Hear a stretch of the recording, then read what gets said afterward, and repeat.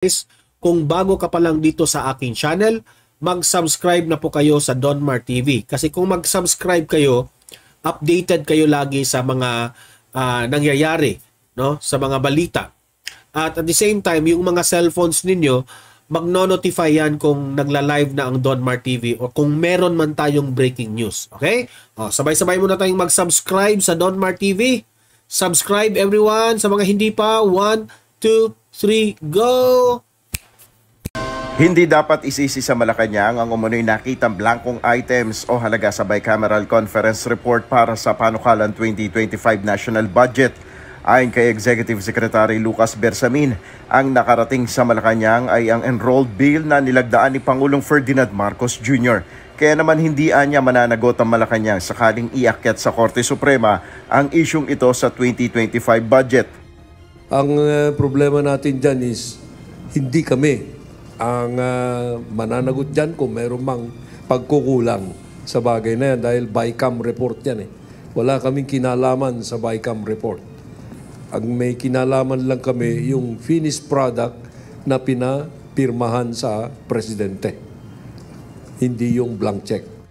Giit ni E.S. Bersamin, wala silang kinalaman o maging si Pangulong Ferdinand Marcos Jr. sa issue ng blankong halaga sa BICAM report.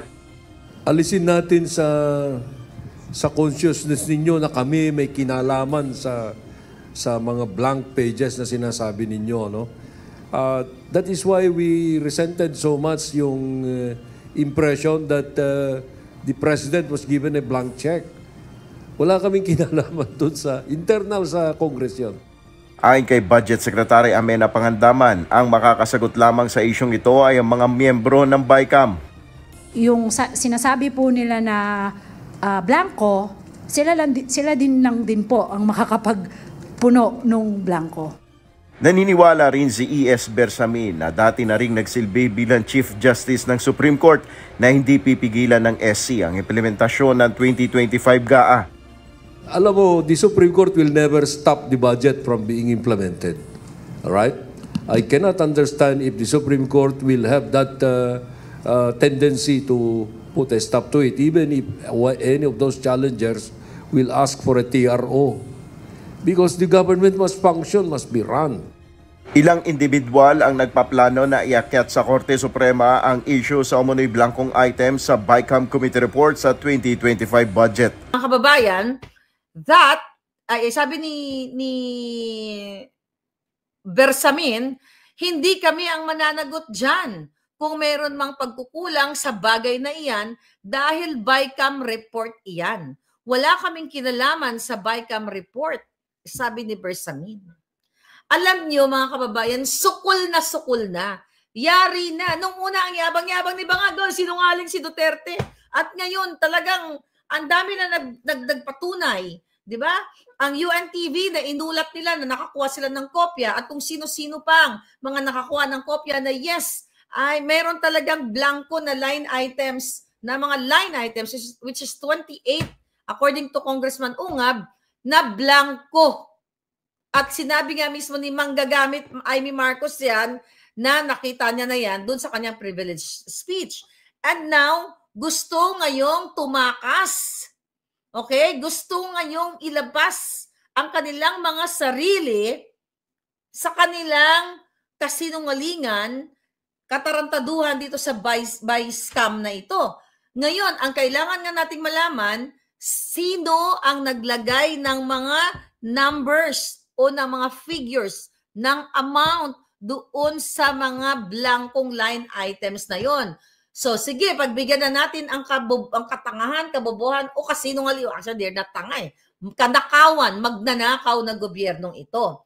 So ngayon, magpaliwanag sila. Kung blanco, which is hindi kung blanco, itong mga line items na nun, saan ngayon hinugot ni Marcos Jr. ang inilagay nilang figures sa GAA, mga palangga. So malinaw pa sa sikat ng araw na sila ay na sila ay tumatakas na sa pananagutan. At dapat talaga kung meron mang ma-impeach dito, walang iba kundi si Bangag Jr. hindi si Sara dahil multi-billion pesos ang in-insert nila dito sa blanco na bicameral report na ito pagdating sa GAA at wala pong iba yan. Ipapaputol ko yung julo ni Lisa Tanas. Siya lahat ang may akda niyan. Siya lahat ang gumawa niyan. Kaya hindi lang si Bangag dapat ang i-firing squad o ibitay ang mga putang inang yan, kundi si Lisa Tanas, lahat sila. Ginagago na kayo mga kababayan. Kitang-kita na. Sinabi ko na sa inyo, tipping point na ito. Diba? Ang nangyayari sa inyo. Ngayon, kung hindi pa magigising ang taong bayan, talagang nuknukan kayo ng martir o kasyungaan na lang at ayaw nyong ipagtanggol ang inyong minamahal na Pilipinas. Tignan mo. Sabi ni dito,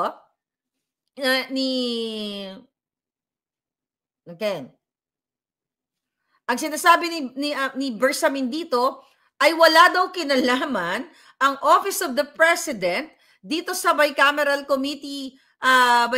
conference committee report na ito o pagpuproseso nito dahil ang pinirmahan ni Bangag Jr. is GAA nga daw.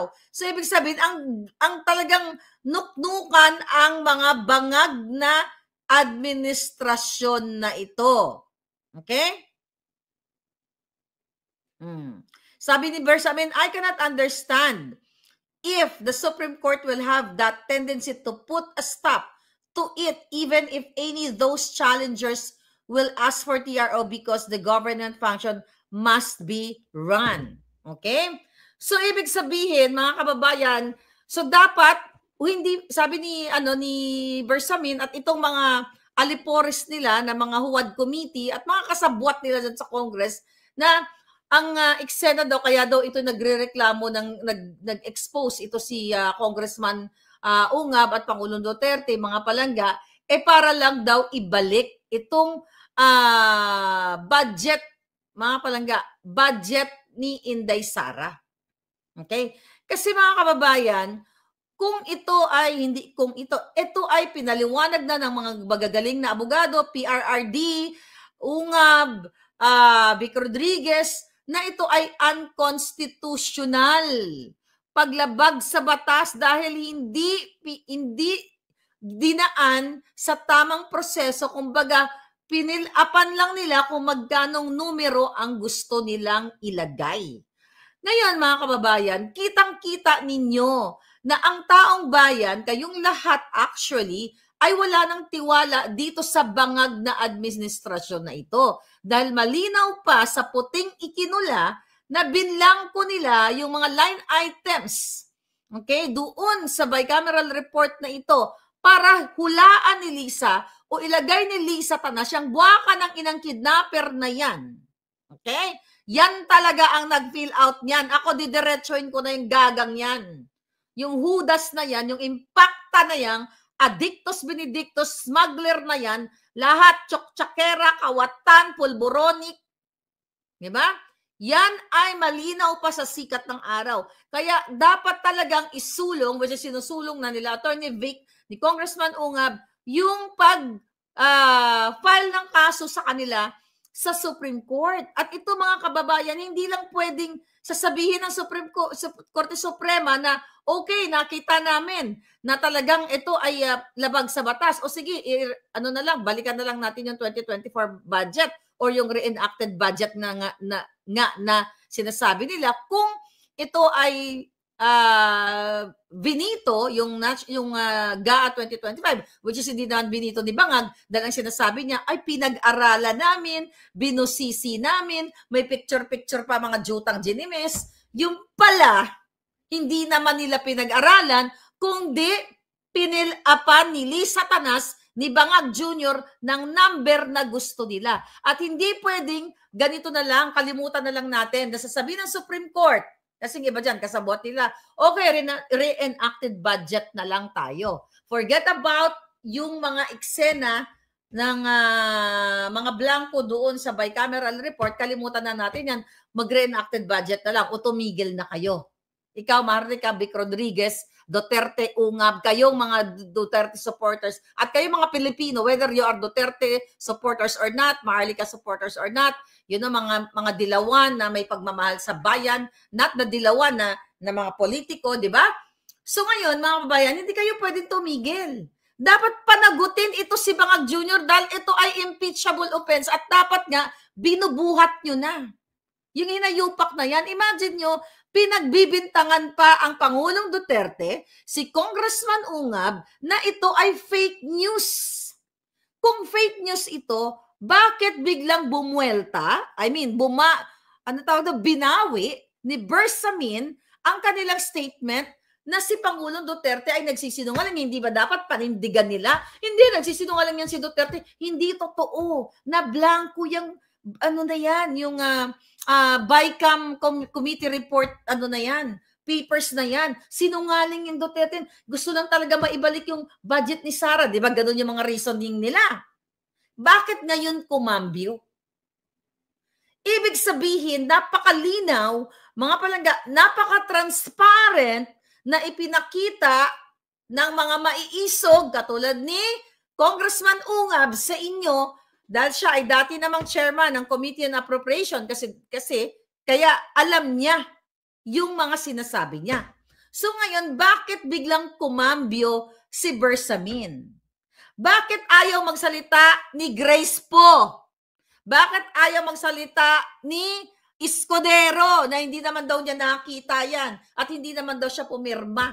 Imagine mo, gapangin luwas na sila. Ano nga sa Tagalog yan?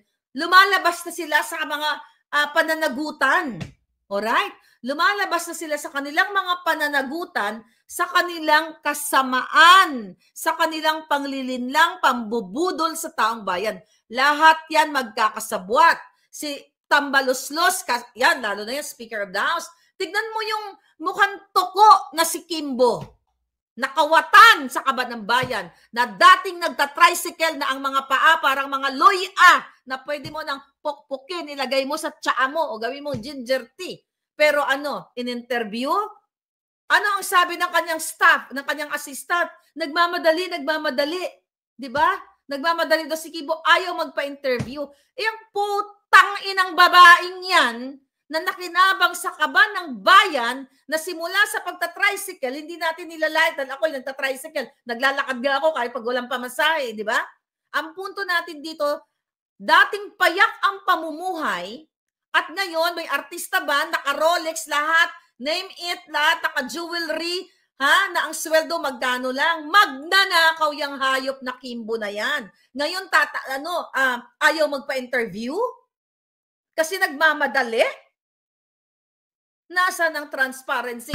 Huwag na dapat iboto at i-firing squad yung mga katulad ni Kimbo, lahat yung mga huwad committee na yan, dapat pina-firing squad na yan. Bakit ayaw magpa-interview? Sige nga.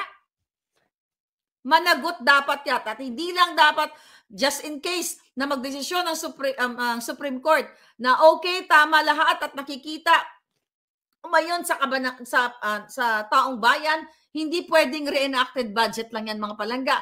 Dapat matanggal, makulong, ma-impeach si Bangag Jr. or magurgor. Pumantay ang paa, magurgor sa bangag o kakasinghot ng pulburon. Tandaan ninyo. Ngayon, dahil ang magagaling natin mga abogado na nagpupush dito, di ba nanawagan tayo 2 days ago, sabi ko, Atty. B, ano nyo yan? Kasuhan nyo yan. Hindi po pwede yan. Kayong mga magagaling na abogado, magkakaroon ng breakout yan o fallout yung mga hayop na yan, magtuturoan na yan, magliligtasan yan sa mga kanilang mga sarili. At ngayon, maganda rin yun mangyayari yun dahil ibubuking nila kung sino man ang pwedeng unang mag-booking dyan na ang nag-insert ng mga numbers na yan, walang iba kundi si botod, mudlo, putot, kidnapper, smuggler, tsoktsakera, pusher, na si Lisa Tanas, na mandaraya, dinaya ang 2022 election, lahat na. Yang hayop na Lisa Tanas na yan, nilagpasan niya ang trono ni Satanas. Kaya dapat yan silang dalawa ni Bangag, 10 ng pamilya nila at mga kaapu-apuhan na nakikinabang sa kabanang bayan, dapat yan ay i-firing squad. Dahil ang bawat sentimo na nilalamo nila ay pera ninyo. Habang kayo, paulit-ulit na lang to ha, para na tayo maikulalya dito. Habang kayo ay hirap na hirap, nandoon sila sa Thailand, nandoon sa Indonesia, nandoon si Tambaluso sa Davos, nandoon kung saan-saan nagpapakasarap ng buhay, nagkikinig ng musika ni Duran Duran, samantalang kayo ay baboy na baboy ng pamilyang ito, ng gobyerno ni Bangag. So kaya nga sabi ko sa inyo mga palangga, dapat talagang managot ito. Si Bangag Jr. at lahat ng mga kasabwat. Dahil ang impact nito mga kababayan sa inyo, ang dulot nito ay kahirapan. No wonder, sabi ko nga, hindi kayo makabili ng inyong mga gamot, wala kayong trabaho dahil walang pumapasok na mga foreign investors dahil takot na pumunta sa atin. Bakit takot? Recently, dyan sa Basilan, inambush ang ating mga men in uniform. Ano nangyari? Ipinagmalakipan ng mga rebelde o yung mga na mga grupo na kung saan isinunog nila o sinunog nila mga kababayan ang may ano tawag dito? Yung mga sasakyan at may namatay na 2 at may mga sugatan. Welcome to the bagong Pilipinas Bangag Administration. Samantala, ang ating mga kapulisan na mga brusko, abay hindi pa rin lumalabas para ipagtanggol ang kanilang minamahal na Pilipinas. Kailan kayo lalabas? Ang mga bruskong mga military, hindi pa rin lumalabas kahit binababoy na kayo. But I'm looking forward na lumabas na kayo. At napakaganda na nangyayari ngayon kasi nagkakaroon ng awareness ang ating bayan at nag-i-engage na kayo dito sa usaping itong bicameral committee report na binlangko nila at hinulaan nila or naglagay sila ng sarili nilang numbers pagdating sa GAA. Kung meron man pong, ulitin natin, ma-impeach dito si Bangag. Dapat nga ma-Bartolina yan, yung siya lang ang kasya. Yung hindi siya makagalaw. Diba? Dahan-dahan siyang pagbayarin sa lahat ng mga kasalanan niya dahil wala nang tiwala ang taong bayan sa kawalang hiyaan ng mga bangag na pamilyang ito, mga palangga. Sobrang kalapastanganan ang paglabag nila sa batas, paggagancho, pagwawalang hiya, pagpapakalat ng fake news, paninira sa ating mga vloggers, paninira sa mga Duterte. Ngayon, ano? Alam nyo ba? I think 38 minutes ago, or maybe 1 oras na pala nakaraan. Ano ngayon ang sinabi ng gobyerno ni Bangag, ni Remulla? Buti, buhay pa. Akala ko maano na yan, matitigi na yan. Pero konting bulate na lang yan, na-stranded ang bulate. At ni Bersamin. Ano ang sabi nila? Here we go. Alright? Okay, tignan natin ang kanilang bagong hanash. Ang kanilang bagong hanash dahil, mga kababayan, sobrang ingay, okay? Sobrang ingay ng ating mga palangga ay makikipag-ugnayan daw sila at ibibigay nila kung ano ang hingiin sa kanila ng ICC, lalo na ang pagbibigay o paggagawad ng warrant of arrest. Particular na dito si Pangulong Duterte dahil yun naman talaga ang tinatarget nila, di ba? Ano ang sabi ni Bersamin dyan sa press briefing nung nakaraan? Dahil ang sinabi ni Remulla a day ago na makikipagtulungan nga daw sila sa ICC kasi sa ating bansa ay medyo soft yung stance ng ating local, okay, ng ating local ng Pilipinas sa pagtugis o yung approach dito sa extrajudicial killing na ibinibintang kay Pangulong Duterte. So, ang sabi dyan ni Bersamin ay kung ano ang gusto ng ICC ay makikipagtulungan siya. Sabi nga dito, iginiit ng Malacanang na hindi daw pwedeng baliwalain ang ICC or International Criminal Court dahil daw nakikinabang daw tayo sa kanilang Interpol. So, kapag daw hiningi ng ICC, kung ano man ang gusto nila, ay makikipagtulungan ang gobyerno ni Bangag. Natatandaan nyo, di ba, na tayo ay nag-withdraw na dyan sa ICC. I believe 2029, di ba, nag-withdraw ang Pangulong Duterte. At ang sinasabi dyan na hindi pwedeng makialam ang ICC dahil unang-una hindi na tayo miyembro sa kanila at kung miyembro man tayo, mga palangga, which is hindi na nga, ay makikipapasok lang sila kung hindi na gumagana ang ating hustisya sa Pilipinas. So it's like saying ng mga bangag na ito, kaya nila papapasukin ng ICC kasi wala nang hustisya o hindi na gumagana ang hustisya sa Pilipinas, kaya pasok ICC. Di ba? Kung ganyan lang pala na hindi na gumagana ang ating hustisya sa Pilipinas, kakausapin ko na lang si President Trump. Nasakupin na lang kayong lahat para kayo ay magiging Philippine state na kayo. Ang address nyo na ay, ang state is Philippine. 51st state na kayo, mga palangga. Yan na lang ang gagawin natin. So anong ibig sabihin nito, mga kababayan? Gusto na naman pagtakpan ng gobyerno ang issue dito sa Bi-Scam report na ito. Kaya ngayon at kahapon, nagdadadakdak na naman na papapasukin nila ang ICC para umaresto o arestuhin ang mga sangkot sa EJK na gawa-gawa ng gobyernong Bangag. Nakita ninyo? Panakip butas. E di gawin nyo. Natatandaan ninyo? Hindi lang naman ito ngayon eh. Noong inulat ko sa inyo. Okay, here we go. Kailan ko ba ito inulat sa inyo? Matagal nang pinapasok ni Tambaluslos, ni Lisa Tanas, nila Saldico, ang mga ICC people. O, diba? Binanggit ko yung pangalan, yung Bracken. Okay? Yung ano pangalan nito? O yung Bracken na ayun, pinanganak sa Pilipinas pero US passport siya, American naturalized citizen na siya. Binanggit ko to sa inyo na lihim na pumasok dyan sa Pilipinas dahil pinacilitate ni Tambaluslos, ni Zaldico at ni Bangag ang kanilang pagpasok. Si Bracken, si Rosato at sino ito? Itong si Glenn Roderick Thomas Scala. Nahawak ko yung passport nila, binabasa ko sa inyo eh. Hindi ko lang pwede pakita yung passport nila. Ano ang sinabi ko sa inyo nung November? Okay?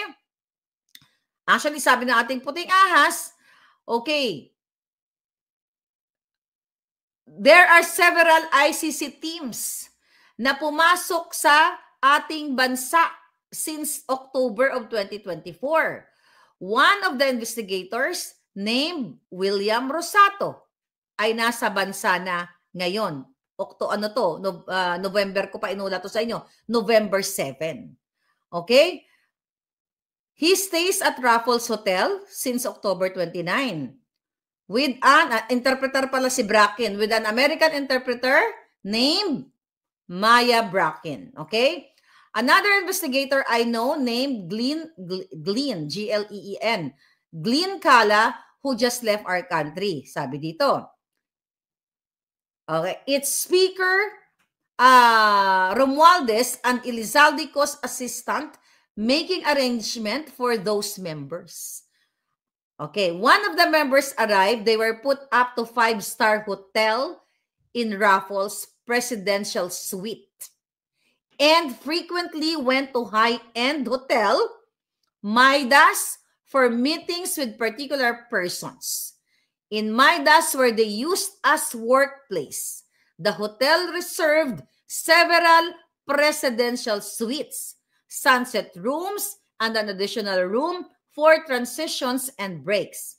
Their accommodation is of highest standard with 5 to 6 securities and 4 to 5 drivers stand by all day. Sinabi ko to sa inyo November, inuulit ko lang.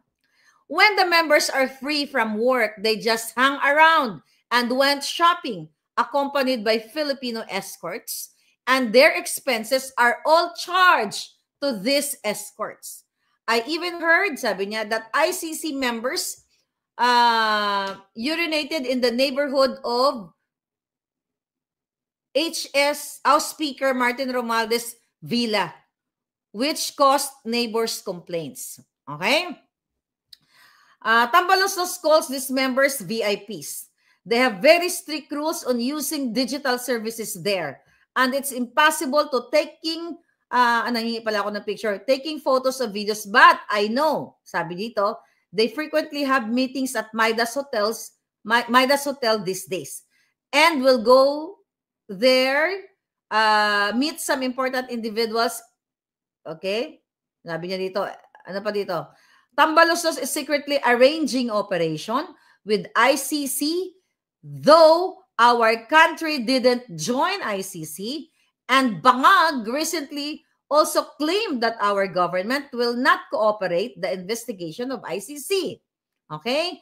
Trillanes has been authorized by BBM to serve as the government representative responsible for engaging with the ICC members. So yung sinasabi ngayon nila ni Bersamin, ni Remulla, na makikipag-cooperate sila sa ICC, matagal na yan. November actually of 2023 ko pa sinabi yan sa inyo. 2023, nung sinabi ko yan sa inyo, na makikipag-ugnayan si Bangag sa ICC. Ngayon, itong ICC issue na ngayon, ay panakipbutas yan dito sa vice scam na ito. Kaya dapat talaga mawala na si Bangag. It's either, i-overwhelm mo yung ilong niya o ipasok niyo yung pulburon sa bunganga niya at nang pumantay na yung paa niyan kasi favorite thing to do niya yan eh. Di salaksakan niyo ng salaksakan ng pulburon at nang matapos na. Diyan naman yung mga PSG. Or i-impeach niyo na. Dahil siya talaga ang malinaw pa sa sikat ng araw na binaboy niya ang ating budget. 6.3 trillion budget. At ngayon, ano gagawin niyo? BBM, babangag-bangag. Yun lang ang gusto niyong gawin. Wala kayong aksyon. Kayong mga bruskong mga supot. Kailan kayo magpapatuli para patindigan ang taong bayan? Kailan? Kailan kayo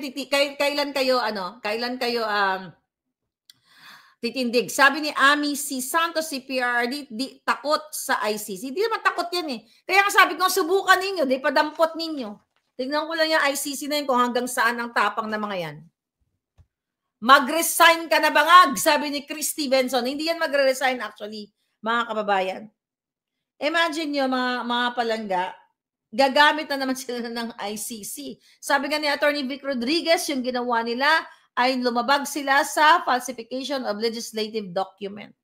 At dapat talaga ito ay parusahan ang mga hayop. Tingnan mo, hindi nagsasalita. Takot na takot magsalita si Kimbo. Yung hayop na yan, ginawa pa siyang bagong chairwoman ng Committee on Appropriations. Ano yan?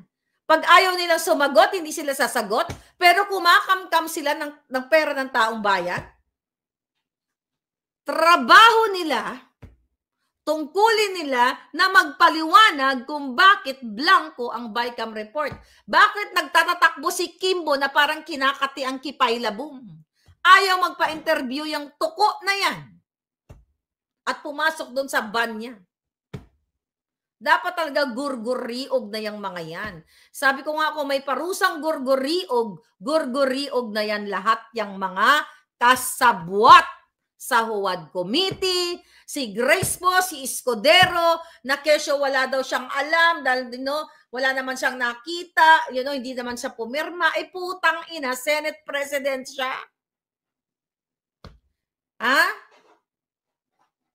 Pababayaan nyo na lang, palulusutin nyo na lang.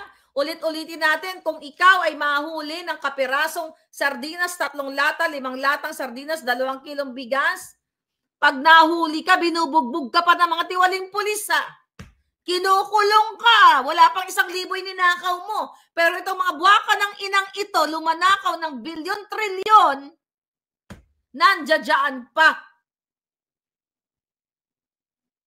At pinapayagan nyo lang. Andyan si Eric Sylvester. Ngayon, gusto nyo pang iboto yan?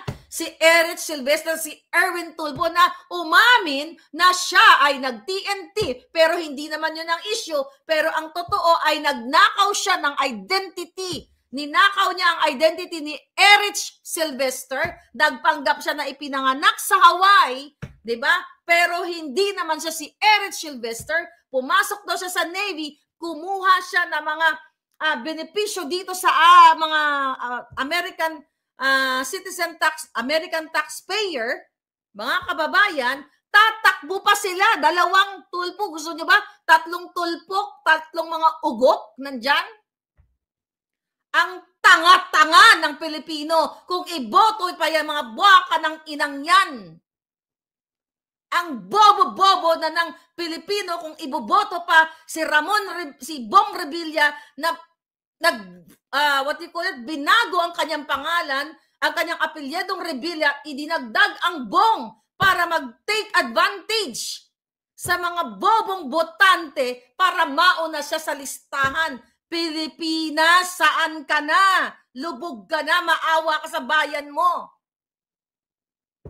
Ang tanga-tanga talaga ng mga Pilipino na nagmamahal sa taong bayan daw. Pero pumapayag na adik ang presidente nila. Ang duduwag, ang susupot ng mga PNP, AFP na kayo ay minamanduhan ng isang adik kidnapper na si Lisa Marcos. Magnanakaw. Bawat singaw ng hininga ng hayop na yan ay pera ng bayan ang dahilan kung bakit humihinga yung buwaka ng inang yan. Proud Pilipino kayo? Pag may nanalong boksingero, oh, proud Pilipino, da-da-da-da-da. Jutang Jenina, proud pero gutom ka. Pag may manarong Olympian, Carlos Lulo, sige lang lulo ninyo. Anong napala ninyo? Proud Pilipino. Pag may nanalong singer sa The Voice, proud Pilipino, puta. Huwag na kayo magpaka-proud. Lumaban kayo, ipaglaban nyo ang inyong bayan sa mga taksil na politiko. Yan ang nakaka-proud. Hindi yung mga jutang genemes na mga athlete. Ano ba dinulot sa inyo ng athlete? Nung sila ba ay nanalo, binigyan kayong pera? Iboto nyo pa? Ano?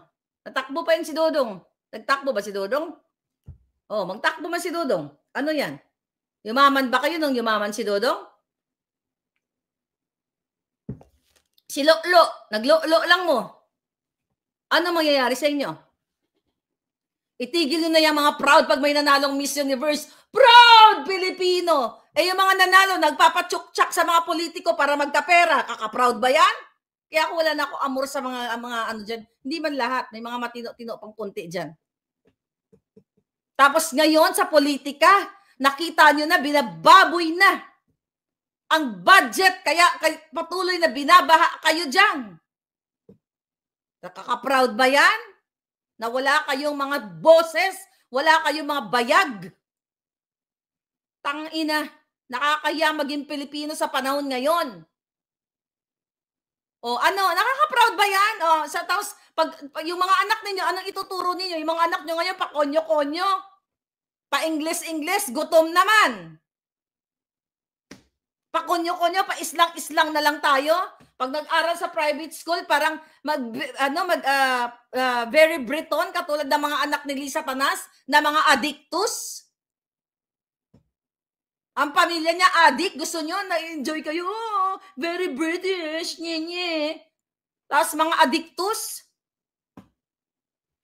buisit. Kailan kayo tikikilos? Kayong mga Catholic na kapwa ko, meron kayong moral obligation, kayong mga pare. Hindi naman lahat, may mabait na mga father dyan. Father, mga babait, I love you, father. Pero yung mga tiwali, saan kailan kayo kikilos? Hindi nyo ba nakikita, paglabas nyo sa bahay ninyo, ang krimen? Kayo mga sundalo, Okay lang sa inyo yung ginurgor yung kapwa ninyo, tapos binidyo. Nakikita nyo nasusunog? I don't know, hindi ko alam. May nasusunog ba dun sa truck na bangkay? Oh, ganyan ba ang bagong Pilipinas? Ang mga sanggol, nagugurgor ang mga liog. Ang mga, I think, 2 weeks ago, ang elderly natin, lola na, chinukchak ng mga adiktus. Dahil hindi binibigyan ng pagpapahalaga ni Bangag ang mga isyu sa lipunan katulad ng pulboronic issue dahil sila mismo ay sangkot sa kartel na yan. Sila ang sumisira sa buhay ninyo every single day. Kayo hindi makalabas, makapasyal man lang sa local na pasyalan within the Philippines dahil demonyo ang gobyerno ninyo. Patuloy na ninanakaw ang pera ninyo. Proud kayo? Alam mo, pwede ko lang sabihin kay kay Lolo Trump na sakupin kayo, papasakop ko na talaga kayo. Bakit? Bakit ko nasasabi yan? Ako ba ay ano tawag dito, hindi marunong tumingin sa pinanggalingan o sa pinanganakan? Ano ba nilalaban natin? Magkaroon ng, lagi nyo naririnig yan kalayaan. Meron tayong sariling soberenya, mga kadyotahang, mga motherhood statement. Ipaglaban natin ang ating sarili sa mga banyaga na mga mapang-api. Sino unang nang-api sa inyo? Ang presidente nyong adik. Ang first lady nyong kidnapper. Magkilos-kilos na kayo. Ipagtanggol nyo ang bansa nyong Pilipinas. Dahil pag hindi nyo pinagtanggol, sasakupin ko kayo. I'm serious. If nagkapangyari ako, sasakupin ko na kayo. Why? Bakit ko kayo sasakupin? Para yung mga resources natin sa Pilipinas, di ba? Yung ating kayamanan, ginto, gas, what do you call it? Lamang dagat, lahat ng mga resources natin. Hindi lang napupunta ang income niyan sa mga politiko. Kundi dapat nakikinabang ang taong bayan. Merong mga proyekto para sa inyo. May trabaho para sa inyo. Katulad sa Amerika, magsawa kang magtrabaho kung masipag ka. Gusto mo 3, 4, 5, 10 ang trabaho mo. Magpakakabayo ka, magkakapera ka, magkakaroon ka ng decent life dahil masipag ka. Diyan sa Pilipinas, gusto mo man magtrabaho, gumraduate ka.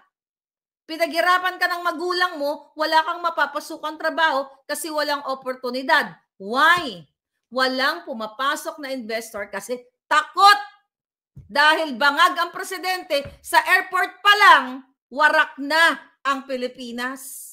Walang tissue, lahat wala. Pag-apply pa lang ng negosyo o bago pa lang, nag-i-initiate pa lang, humihingi na ng bribe o lagay ang mga putang inang mga nasa City Hall o nasa gobyerno ng 50%, 60%. Diba? Paano magkakaroon ng trabaho ang anak mong newly grad? Anong gagawin ng newly grad? Mag-a-apply, magpapakaalila sa ibang bayan. Wala kang choice Kaysa magutom ang pamilya mo, magpapakatulong ka na lang kahit teacher ang natapos mo. O kung ano man ang natapos mo. Kaluoy ka mo, day. Diba? Kailan kayo kikilos? Ay, hindi kami makakialam sa politika. Political kami, showbiz lang kami. Yan, mga kadyutahan lang. Tulad nyo ngayon si Risa Ontiveros. Anong sinusulong na bill? Senate Bill 1979. Kung saan, okay. Anong sabi dito? Mga kababayan. Anong sinusulong ng mga bangag? Itong si virus, tignan mo. Wala na, hindi na nagsasalita yung mga yan. Kasi pulawan na yung mga yan Here we go. Okay. Tignan natin dito. Nag-update kasi itong phone ko. Masyonda na kasi ako, kaya nalilito ako dito sa mga pag ano. Okay, here we go. Ano dito si Ontiveros? Okay? Ano yung isinusulong niyang bill? Anti-pregnancy bill. Alright? Natuturuan, nabanggit na ito ni Attorney Vic. Okay? Kanina sa kanyang vlog, natuturuan as early as 4 years old ng sex education. Anong kadyutahan yan? 4 years old. Ano, feeling Americanized? Kahit naman ang 4 years old dito, hindi tinuturuan ng chok-chak education.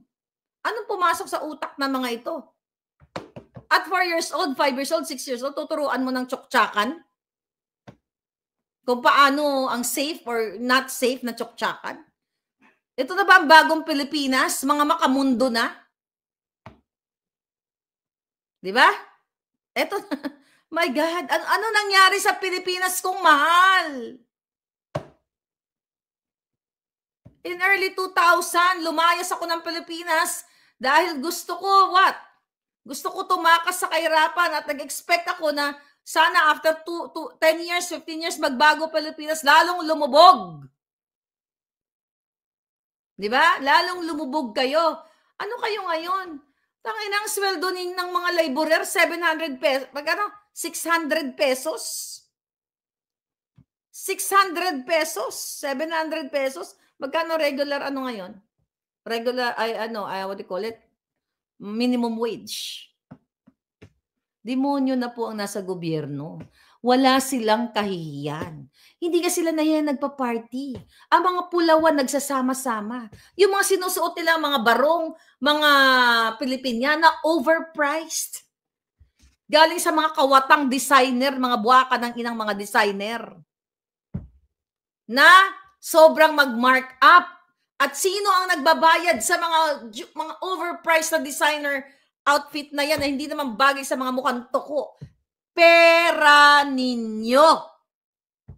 Pera ng bayan. Tapos wala kayong pakialam. Ginagago kayo ng mga politiko. Paulit-ulit itong BICAM na ito, BICAM report na yan. Yan, sabi ko nga, ang tipping point, ang daming tipping point. Smuggling na negosyo ni Lisa Tanas. Kidnapping, nangidnap ng 2 bata mula sa Turkey. 'Di ba? Agricultural smuggling, ang dami na nating in-expose dyan. Hindi yan ang kinakaso sa akin ni Lisa Tanas at ni Marcos Jr. Dahil ayaw nilang magbakbakan kami sa korte, tinakot nila ako nung inalabas ko ang video na nagpupulburon. Ano sabi ng lahat ng ahensya? Nakita nyo? Kakasuhan nila, sabi ng DOJ, ng NBI, putang na lahat sila. NBI, AFP, PNP, name it! Ako lang kalaban nila. Dahil naglabas ako ng video na adik si Bangag. Magkikipag-ugnayan kami sa Amerika para mapanagot ang babaeng Maharlika. May mga ganon, di ba? Although hindi naman ako exactly pinangalanan. Sino ba naglabas? Ako lang naman. Para managot, anong petsa na? Takot si Bangag. Nakasuhan ako kasi malalaman ng buong mundo na ang Pilipinas ay may presidenteng adik. Authenticated Bangag. Tapos kayo, anong ginagawa? Anong klaseng Pilipino kayo? Tangina, kami dito nagtataya ng buhay. Ako nilalabanan ko yung 4 na kaso dahil sa pagtatanggol ko sa inyo. Kung tutusin, hindi na nga ako dapat nagtanggol-tanggol. Pero, I can't help it. Kailangan kong patumbahin ang mga bangag sa, wala, nasa DNA na natin to palangga. So, Afghans in the Philippines, sabi ni Sherry Lebron, ayan, isa pa yan. Baka hindi na nga matuloy yung mga yun dito sa Amerika dahil, si Papa Trump isa malupit ang kanyang paninindigan na hindi basta-basta nagpapapasok ng mga kartel sa Amerika katulad ni Bangag. Baka hindi nga makapasok si Bangag yan dito dahil nakarating na kay Trump yung video. Recently, nakita niyo sa news, talagang yung mga sindikato or mga kartel o yung mga notorious, hinuhuli talaga. Kaya yung mga tao dyan, wag kayong mag-alala, yung mga nandito na mga Pilipino, hindi kayo uunahin. Yung mga kartel talagang inuuna nila. Okay? Dapat men in uniform, kilos na kayo, dapat persahan, wala nang peaceful rally, sabi ni Lilibet Pills. Okay? Para makaganti kay bangag sa panlilinang sa atin, huwag iboto ang mga senatorial candidates na. Yes, huwag niyong iboto. Imagine nyo, boboto ni si Tulfo, mga Tulfo. Anong itutulong ng mga hayop na yan? Di ba ngayabang na mga yan? Hindi naman nila kayang banggain ang adik. Ang kaya lang nilang ipahiya, ulitin ko, yung mga away mag-asawa. Yung mga domestic fight na wala naman silang kinalaman doon. Kaya ulitin ko, kayo ha, huwag kayo na magsumbong-sumbong kay Tulfo, mahiya eh. Pahiya nyo lang yung inyong mga problema sa buhay. Tapos after 1 week, magbati-bati na rin kayo ng asawa ninyo. Huwag na huwag kayong magpatulpo dahil pinagkikitaan lang kayo, magpamarlika na lang kayo. Diba? My God. Nagpunta sila Senator Risa, grabe ang boon dito sila sa Cebu Sinulog. Tapos sigaw ay Duterte noong January 19 Sunday, sabi ni Lodi Petmalu.